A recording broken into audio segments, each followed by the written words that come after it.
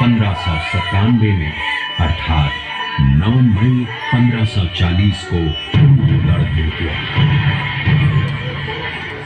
बाल्यकाल चित्तौड़गढ़ में गुजरा।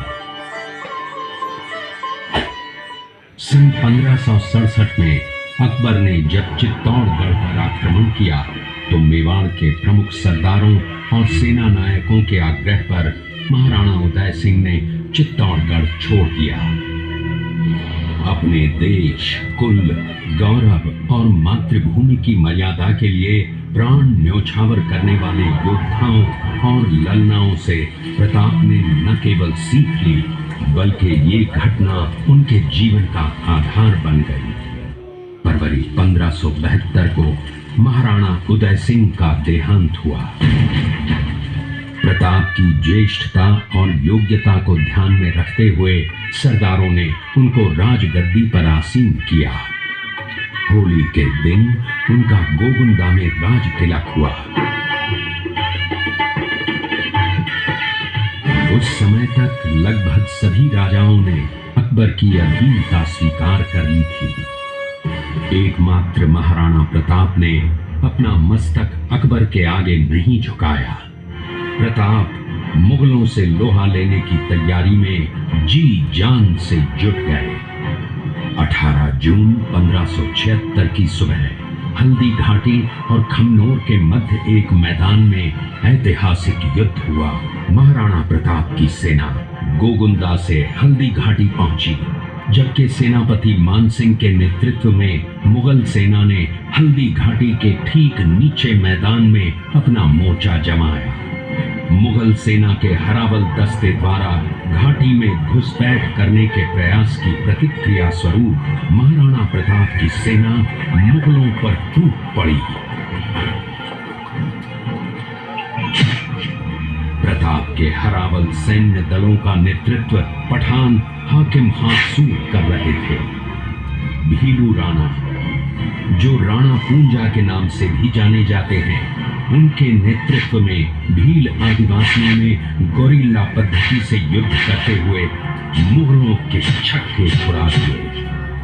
देखते ही देखते शाही सेना में खलबली मच गई। रक्त तलाई घोड़ों की टापों, हाथियों की चंगारों और तलवारों की झनकारों से गूंज उठी। चारों तरफ हाहाकार मच गया। युद्ध का घटनाक्रम अचानक उस समय बदल गया जब प्रताप ने अपने घोड़े चेतक को एड़ लगाकर मानसिंह के हाथी पर चढ़ा दिया और उस पर भाले से भरपूर वार किया। मानसिंह हौदे में दुबक गया। हाथी से उतरते समय चेतक की एक टांग कट गई। इस स्थिति को भांपकर महाराणा प्रताप के हमशक्ल सेनापति झालामान ने महाराणा प्रताप से आज्ञा लेकर उनका राजमुकुट धारण किया। मुगल सेना झालामान को महाराणा प्रताप समझकर उन पर टूट पड़ी और झालामान शहीद हो गए। उधर चेतक ने अपने स्वामी को 5 किलोमीटर तक 3 टांगों पर ही लेकर एक बरसाती नाले को पार किया। उसके पश्चात उसके प्राण पखेरु उड़ गए। इस युद्ध से महाराणा प्रताप के मन पर गहरा प्रभाव पड़ा। परिणाम स्वरूप उन्होंने मुगलों पर विजय प्राप्त करने तक राजसी ठाट बाट छोड़ने और पत्तों पर भोजन करने का प्रण लिया, जिसे उन्होंने जीवन भर निभाया।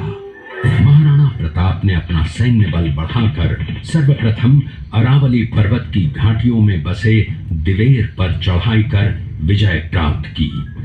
इसके बाद कुंभलगढ़ पर भी विजय प्राप्त की। सिर्फ चित्तौड़गढ़ को छोड़कर सारे मेवाड़ को अपने अधीन कर लिया। कालांतर में महाराणा ने चावंड में अपनी राजधानी स्थापित की।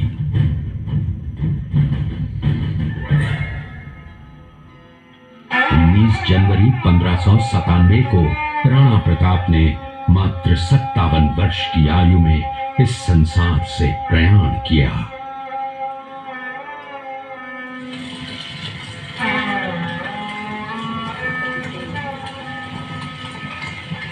हल्दी घाटी का युद्ध एक सांप्रदायिक युद्ध न होकर आत्मसम्मान, मातृभूमि की स्वतंत्रता व स्वाधीनता का संघर्ष था।